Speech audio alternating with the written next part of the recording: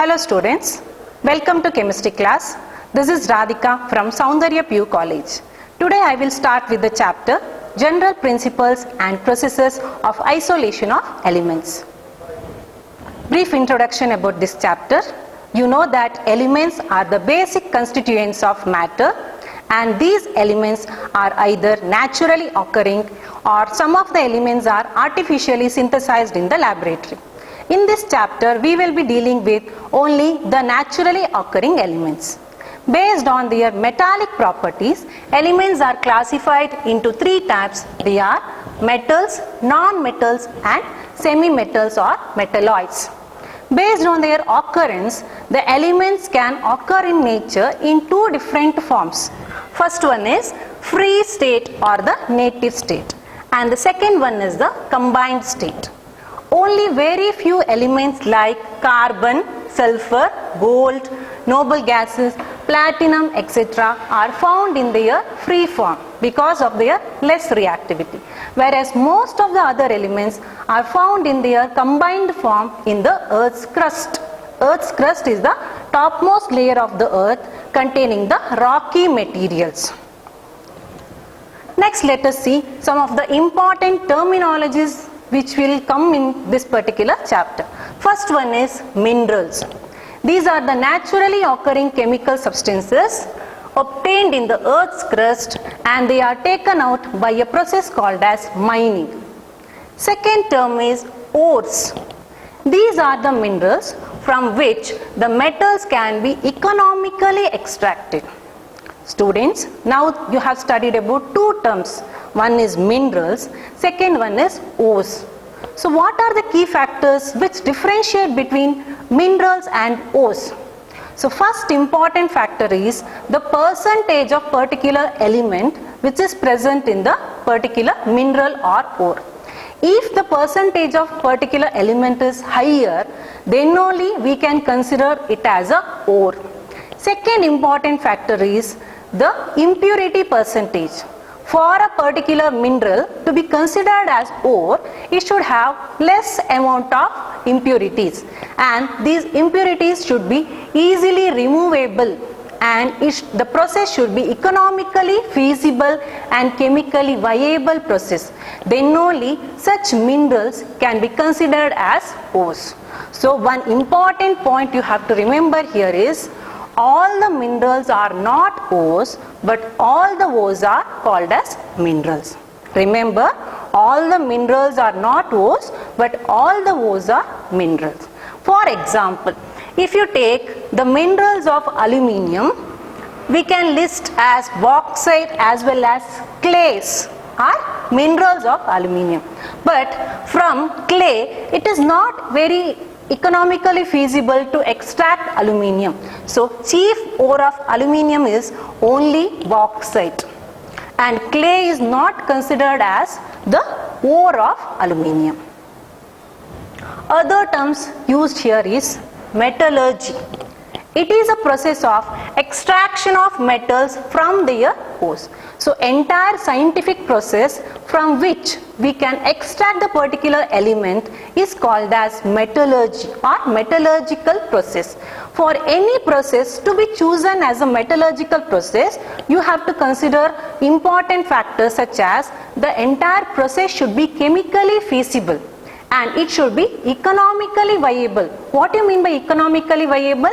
You should easily extract the particular element, and it should be profitable also. Then only we can choose that particular metallurgical process for the extraction of that particular element. Another important term used here is gangue, or it is also called as matrix. These are the unwanted impurities which contaminate the given ore. So the impurities may be either in the form of sand, or it may be in the form of clay, or sometimes some other elements also may be combined in the given particular mineral, and they may be acting as the impurities. So in the metallurgical process, we need to remove all the unwanted impurities. Next, let us discuss about the occurrence of metals. As I told, most of the elements are obtained in the combined form and they are found in the Earth's crust. the relative percentage abundance of all the elements are not same. They vary in their percentage abundance. In this particular list, you can see that aluminium is the most abundant metal and its relative percentage abundance is 8.23%. Second most abundant metal is iron with its relative percentage abundance of about 5.80%. Other elements are calcium, sodium, magnesium, potassium and titanium in their relative percentage abundance. Also, you should know that aluminium is the third most abundant element in the Earth's crust. Fourth most abundant element which is found in the Earth's crust is iron. You know that all these metals are very important metals and they are needed for our day-to-day life. Aluminium is also an important component of various different forms of clays. Also some of the rocks like mica. Various gemstones also contain alumina. For example, ruby. It contains alumina along with some impurities such as chromium in that. Similarly, sapphire, it consists of alumina along with trace amounts of cobalt as the impurity. That gives it particular color to the particular gemstone. So in this slide, we can see the principal ores of some important metals like aluminium, iron, copper and zinc. The chief ore of aluminium is bauxite. Another ore is kyanite, which is a form of clay. Chief ore of iron is hematite. Along with that, it has other ores like magnetite, siderite and iron pyrites. Chief ore of copper is copper pyrites. It also has malachite, cuprite and copper glands as some of the ores. Chief ore of zinc is zinc blende with other ores such as calamine and zincite. In the last column, their composition is also given, which is important for your board exam as well as your competitive exams. So you need to know the names of the ores of different metals along with the composition also can be asked in the exams. In this slide, the pictures of some of the important ores are shown. Hematite, magnetite, cuprite, zincite, all these are oxide forms of ores. So in these ores, the metal combines with the oxide, whereas copper pyrite and zinc blende are the sulfide form of ores. For example, CuFeS2 and ZnS. Bauxite is also form of oxide form of ore, whereas malachite and calamine are the carbonate form of ores with the formula CuCO3, CuOH twice and ZnCO3. Both of these are carbonate form of ores. Next, let us see the various steps involved in the metallurgy. After extracting the particular ore from the Earth's crust by a process called as mining, first important step to be followed is crushing or grinding of the ore, because the ore will be in the form of big lumps or rocks. So firstly, it has to be grind or it has to be crushed into fine powder. After that, these following steps are to be used in order to get the particular element from its ore. First step used is concentration of ore. Second step is isolation of the metal from the concentrated ore, which has got two sub-steps. One is conversion of the ore into its oxide form and second one is reduction of the oxide form into the metal. Third step used is purification of metal, which is also called as refining process. So let us study each step one by one. First step is concentration of ore. In this particular step, the main purpose is to remove the unwanted impurities called as gangue or matrix. As a result, the percentage of particular metal in the given ore increases to a desired level so that it can be economically extraction. This process is also called as ore concentration or ore dressing or benefaction. So in this picture you can see that metal which is present in the combined state, nothing but ore, also has some amount of the impurities like sand or clay, which is named as gangue or matrix. So after the ore concentration, you are going to get the metal or ore in the combined form, as well as the impurities or gangue particles are separated. As a result of that, percentage of the desired metal increases in the given ore.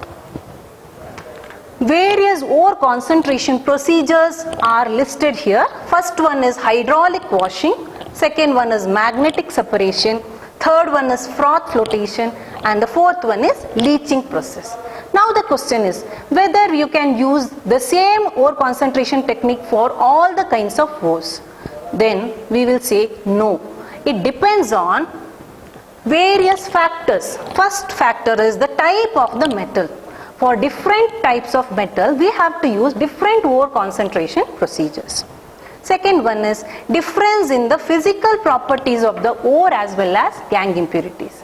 There may be some of the physical properties such as density or wettability of the particular ore or the magnetic properties which differ from the gangue impurities.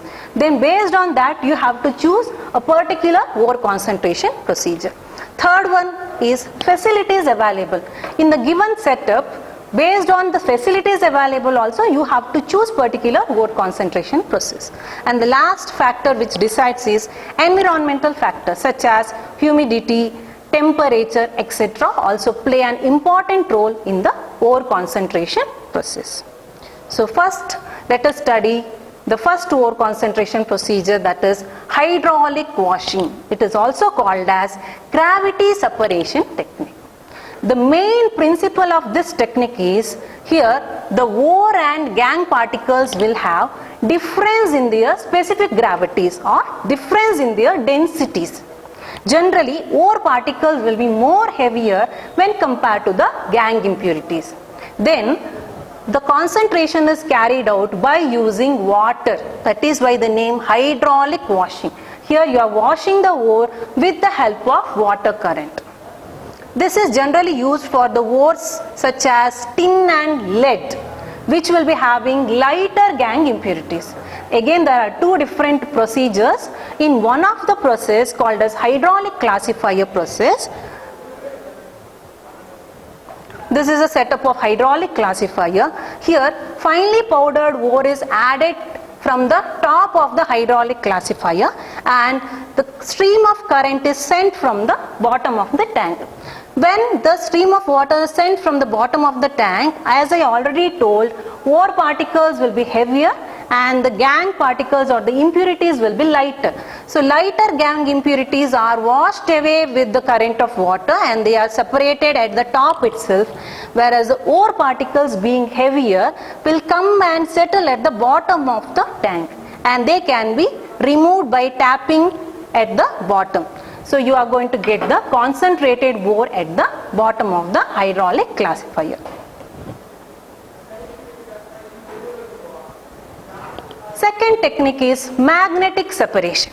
The main principle of this magnetic separation is here ore and gangue particles will be having difference in the magnetic properties. So either the ore particle or the gangue particles will be attracted by the magnet.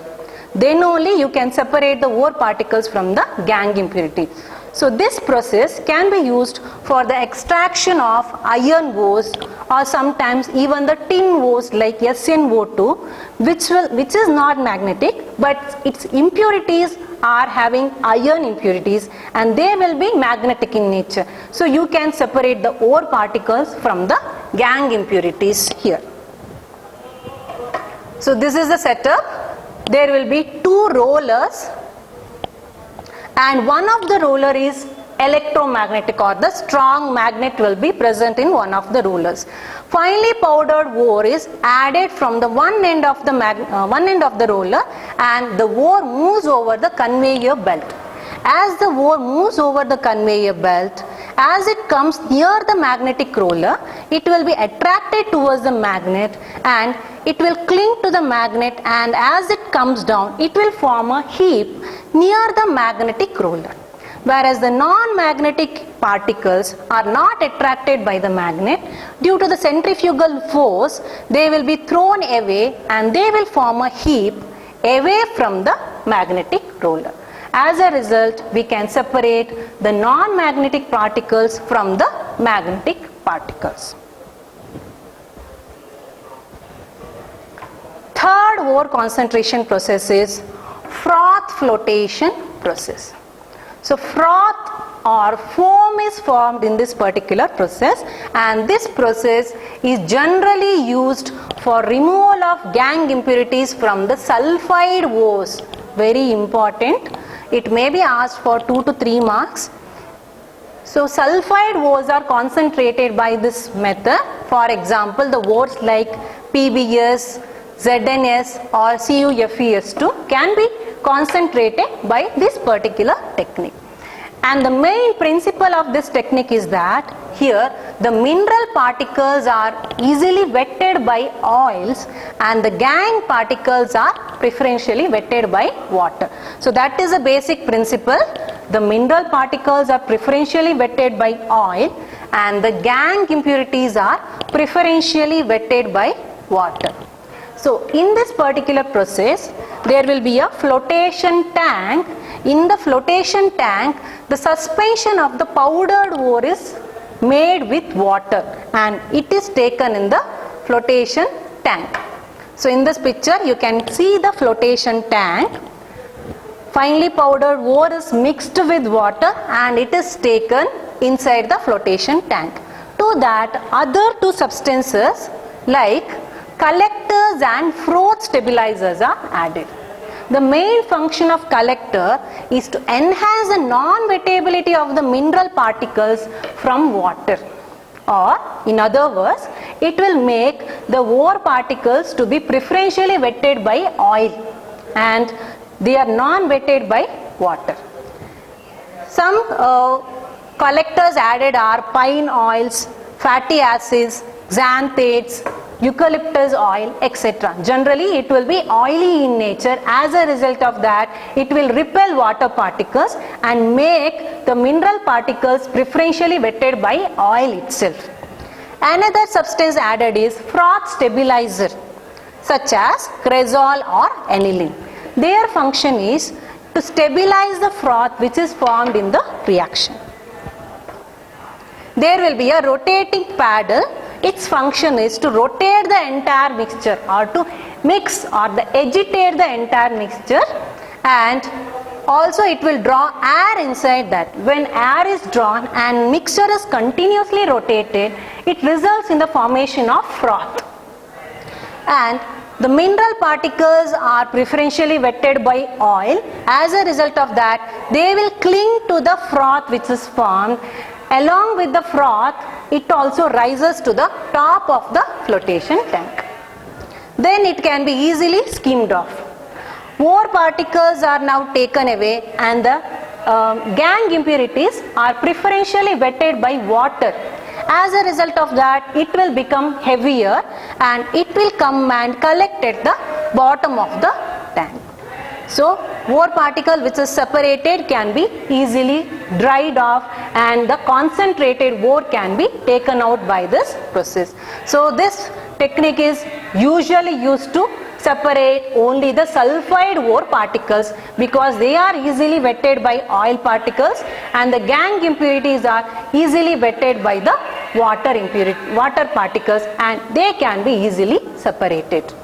Now we have studied about the froth flotation process. Suppose there is a mixture of two sulfide ores like zinc sulfide and lead sulfide and we want to separate these sulfide ores. How to separate them? By froth flotation process. For that we have to add a substance called as depressant. What is the function of depressant?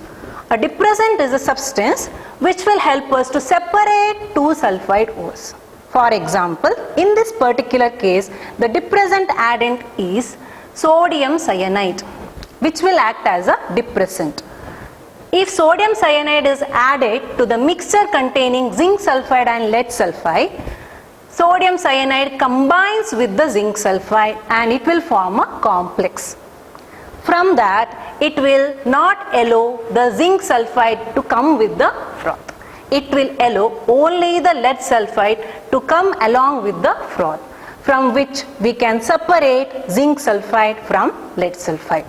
This is an important concept, can be asked for 1 mark question in your board exam. Next ore concentration process is leaching. So leaching process can be used whenever the ore is soluble in some suitable solvent.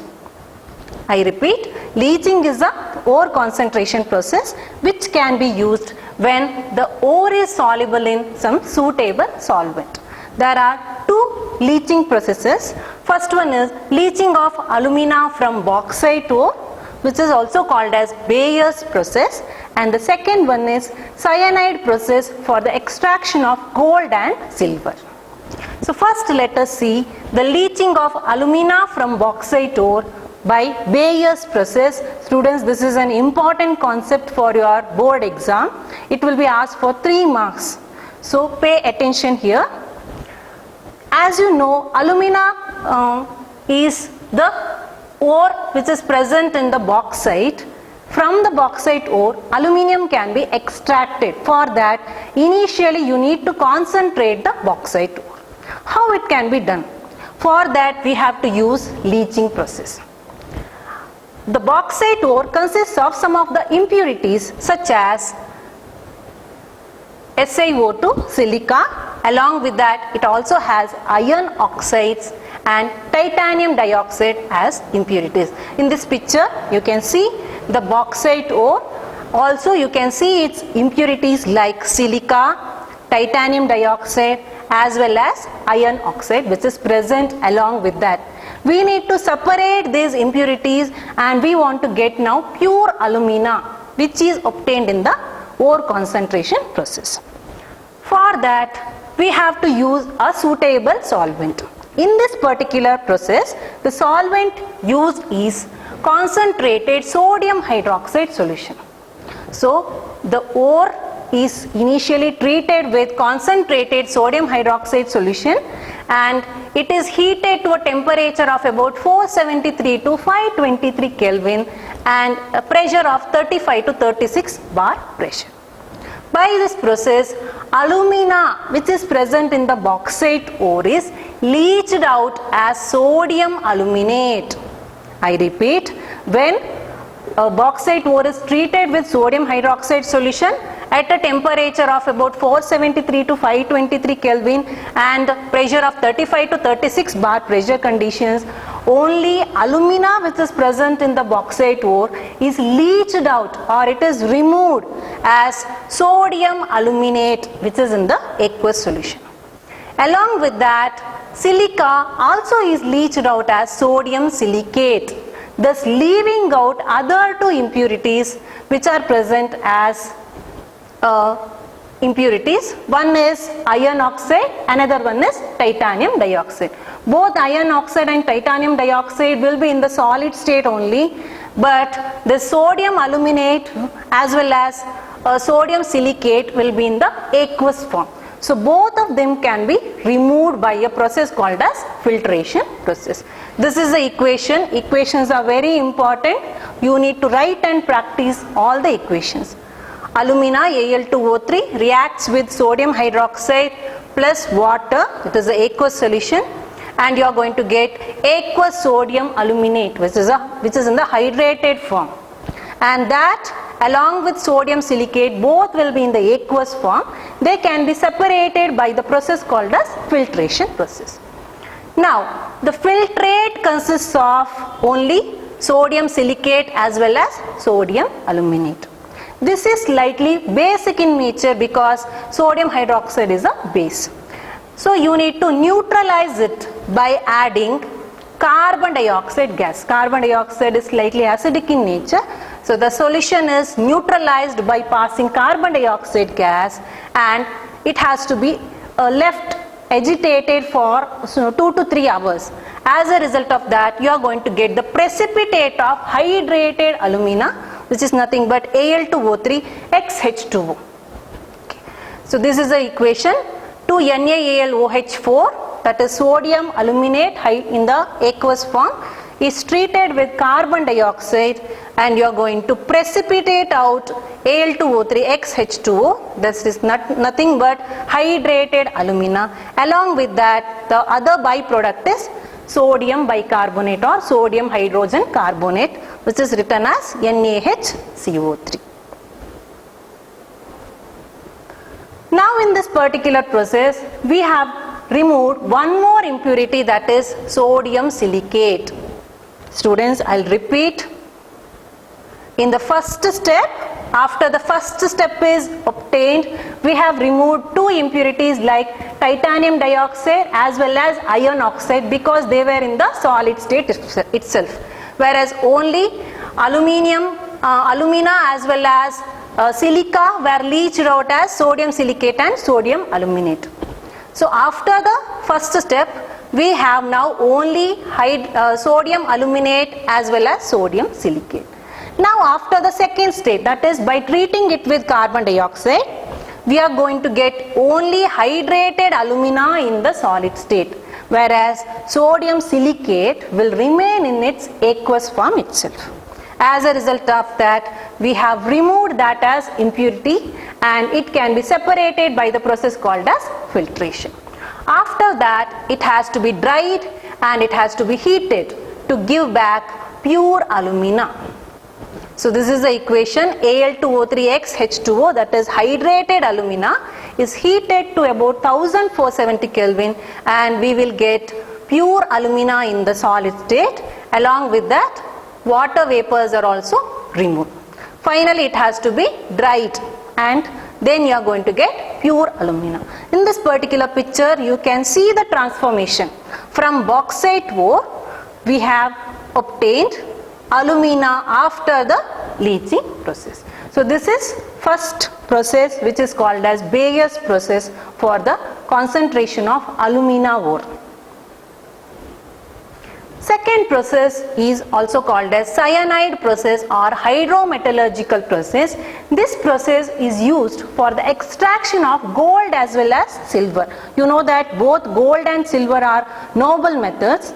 Generally, they will not contain much amount of impurities. So in this particular step itself, you are going to get the gold as well as silver precipitates. For that, the solvent used here is dilute solution of sodium cyanide or potassium cyanide in the presence of air or oxygen. This is the equation. M stands for either gold or silver.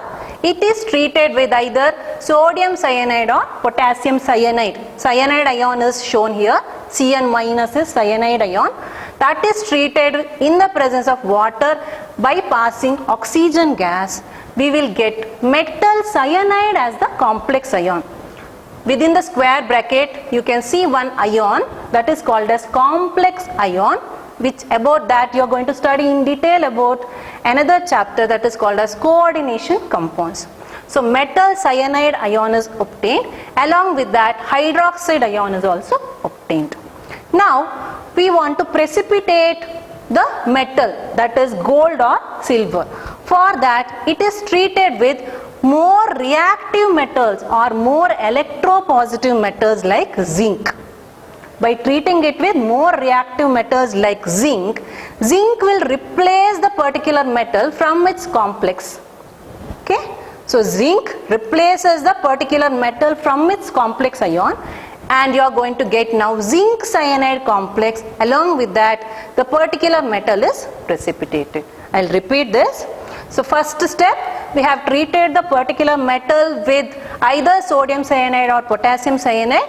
In the presence of water and oxygen, we will get metal cyanide plus hydroxide ions.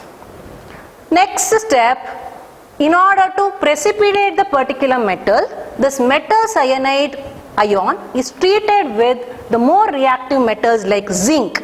So zinc replaces the metal from its cyanide complex, and we will get zinc cyanide complex. Along with that, the particular metal is precipitated. Again, it is important for your board exams. In the exam, they may particularly ask how gold is extracted or how silver is extracted by the cyanide process. For that, you have to write two separate equations. So in the first example, we can see the extraction of gold. When gold is specifically asked, you have to write the symbol of gold as Au plus 8Cn minus cyanide ion.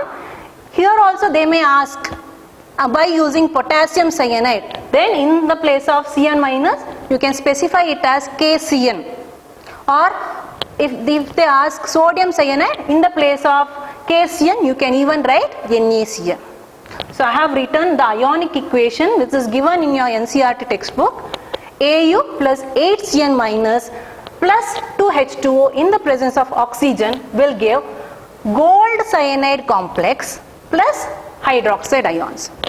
In the next step, this gold cyanide complex is treated with zinc, which is more reactive, and it will replace gold from its cyanide complex, and you are going to get zinc cyanide complex and gold is precipitated. If they ask about the extraction of silver, then the similar equation you are writing by replacing gold with silver. So silver combines with cyanide ion in the presence of water and oxygen, and you will get silver cyanide complex plus hydroxide ion.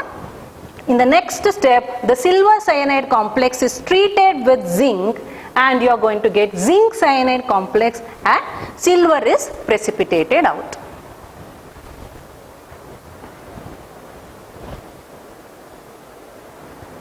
So students, till now we have studied about the first step in the extraction of metal, that is ore concentration by 4 different processes. So next step is the isolation of metal from the concentrated ore. After the ore is concentrated, we will get the desired percentage of the particular metal in the concentrated ore, so that the extraction of the metal becomes easier and it will become more economical process. Again, it has got 2 steps. First one is conversion of the concentrated ore into its metal oxide form. Generally, the concentrated ore is converted into its oxide form. From the oxide form, next the metal is reduced by using the suitable reducing agent into the metal, which is also called as reduction process. So there are 2 sub-steps. First one is conversion of the concentrated ore into metal oxide form, and the second step is reduction of the metal oxide into crude metal or the impure metal. So first let us study about the conversion of the concentrated ore into its oxide form. Again, there are 2 different processes. First one is calcination and the second one is roasting process. What is calcination? It is a process of converting an ore into its oxide form by heating it strongly below the melting point of the metal. You should remember here, you are heating the ore below the melting point of metal. Most important point is here, in the presence of either limited supply of air or in the absence of air. I repeat, calcination is a process of converting the ore into its oxide by heating it strongly below its melting point in the presence of either limited supply of air or in the absence of air. So here you can see the apparatus. It is ore is heated in a reverberatory furnace by limited supply of oxygen. There is a hearth, and after heating, the oxide form of the ore is obtained here. So for which kind of ores we can implement this particular method? This method can be used either for carbonate ores such as calamine or dolomite, or it can be even used for hydrated ores. Okay, I repeat, this method can be either used for carbonate ores like calamine or dolomite, or it can be used for hydrated ores like hematite. Okay, in this picture you can see calamine is nothing but zinc carbonate ZnCO3 and dolomite is CaCO3 MgCO3. Hematite is Fe2O3, which is also containing water of crystallization like XH2O. What will happen when the ore is calcined? So this is the reaction. Fe2O3XH2O, that is nothing but hematite ore, is strongly heated below its melting point in the limited supply of oxygen. That time the ore is converted into its oxide form Fe2O3 plus XH2O is nothing but water of crystallization, which is removed as water vapor. If carbonate ore like ZnCO3 is heated, calamine if it is heated, it is also converted into its oxide form ZnO. Zinc oxide is obtained. From calamine you are going to get zinc oxide after calcination process. Along with that, volatile impurity like carbon dioxide is removed. As it is a gas, it is easily removed from the exhaust. Another one is dolomite, CaCO3, MgCO3. If it is heated, so this is dolomite. After heating in the reverberatory furnace, we are going to get calcium oxide plus magnesium oxide. In this picture you can see calcium oxide is obtained plus magnesium oxide is also obtained. Along with that, carbon dioxide molecules are removed as vapors. So Fe2O3 XH2 hematite, after heating we will get Fe2O3, which is seen in this particular picture. So calcination is basically used to convert the carbonate ores or hydrated oxide ores to get oxides of the particular metal. Along with that, other impurities removed are either in the form of carbon dioxide vapors or water vapors are removed. So second procedure is roasting. So what is roasting? Roasting is a process in which the ore is heated in the excess of air. I repeat, in roasting the ore is heated in the excess of air. Again it is below the melting point of the metal in a particular furnace. Okay. So in this picture you can see in a furnace ore is heated and oxygen is also supplied for that. And generally it is used for sulfide ores such as zinc sulfide, lead sulfide or Cu2S, copper glans. So zinc sulfide or zinc blend upon heating in the excess of oxygen will convert it into zinc oxide plus sulfur dioxide gas is liberated. Similarly, lead sulfide upon heating in the excess of oxygen will give us lead oxide plus sulfur dioxide gas is liberated. Similarly, copper glans or cuprous sulfide upon heating in excess of oxygen will give us cuprous oxide plus sulfur dioxide gas is removed as volatile impurity. In all the three equations you can see the sulfide form of the ore is converted into their oxide forms and volatile impurity removed as sulfur dioxide gas. Next, let us see the difference between roasting and calcination. Again important, it can be asked for 3 marks. Students, let us now see the differences between roasting and calcination process. So roasting, as you have already discussed, roasting is a process of heating the ore in the presence of excess of oxygen or excess of air. Whereas calcination is a process of heating the ore either in the limited supply of oxygen or in the complete absence of oxygen. Second one, roasting is generally used for sulfide ores, whereas calcination is either used for carbonate ore or it can be even used for hydrated oxide ores. Then what are the products obtained in roasting? In roasting, the byproduct is sulfur dioxide gas. So here sulfur dioxide gas is produced along with the particular metal oxide. Metal oxide is the main product which is needed for us. Along with that, the byproduct is sulfur dioxide gas.